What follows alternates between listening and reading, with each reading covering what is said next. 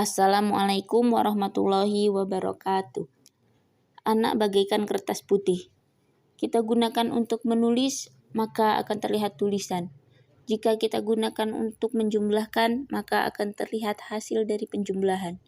Ketika kita gunakan untuk melukis, maka akan terlihat hasil lukisan. Oleh karena itu, marilah kita tanamkan ukiran atau karakter anak sejak usia dini. Jangan sampai terlanjur, karena usia dini hanya satu kali seumur hidup. Jika kita sampai lengah, kita dan anak kita akan rugi seumur hidup. Saya sarankan kita harus berhati-hati. Selanjutnya, kepada bapak-bapak, ibu-ibu yang sedang menonton video ini, saya mohon izin untuk membagikan sedikit pengalaman saya yang insya Allah bisa menjadi renungan kita bersama.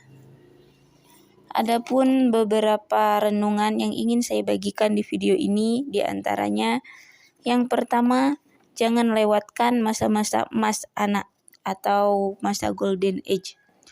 Menanamkan pemikiran-pemikiran positif dan karakter-karakter yang positif ketika si kecil berada di usia emas atau golden age, yaitu sekitar usia 0 sampai 5 tahun.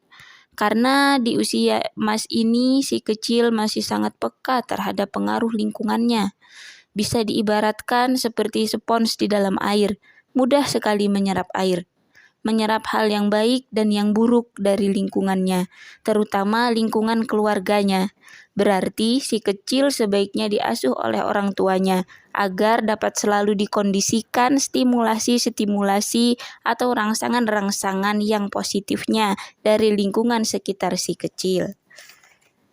Yang kedua, ayah dan ibu harus kompak atau sepakat, yaitu tujuannya untuk memudahkan anak menyerap pemikiran atau masukan yang positif guna meningkatkan rasa percaya anak kepada nasihat-nasihat kita.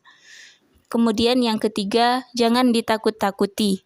Untuk mengatasi masalah, berikanlah pemahaman pada si kecil. Hal ini akan membantu si kecil lebih cepat mengetahui sebab dan akibat dari perbuatannya. Nanti si kecil akan terbiasa memperhitungkan apa-apa yang hendak dia perbuat. Kemudian, menghargai.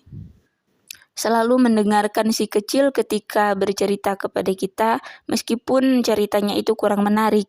Karena hal ini akan membuat si kecil mudah menceritakan kejadian yang mereka alami setelah pergi dari luar rumah. Misalnya setelah pergi dari sekolah, setelah pergi bermain bersama teman-temannya, dan sebagainya.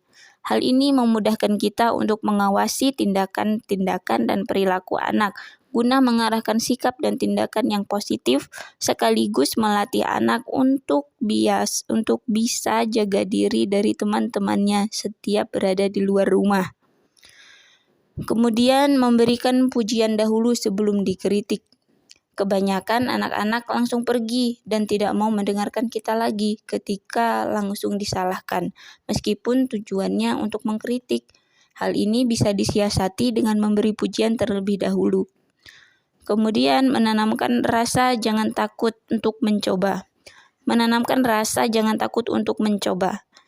Berani mencoba berbagai macam hal akan membuat si kecil lebih banyak menemukan hal yang baru. Hal ini dapat kita lakukan dengan cara membebaskan anak bermain. Orang tua cukup mengawasi saja, namun jangan dilarang. Sebelum kita tahu kemampuannya, misalnya si kecil mainan tanah, kita lihat dimakankah atau untuk melempar temannya kah? Jika dia gunakan untuk membentuk, misalnya membentuk jalan atau membuat rumah-rumahan, itu berarti dia sedang mengasah kemampuannya untuk menemukan ide-ide baru yang akan mengarah kepada pola pikir yang kreatif. Oke, sekian dulu cerita saya pada video kali ini. Terima kasih atas perhatiannya. Saya akhiri. Wassalamualaikum warahmatullahi wabarakatuh.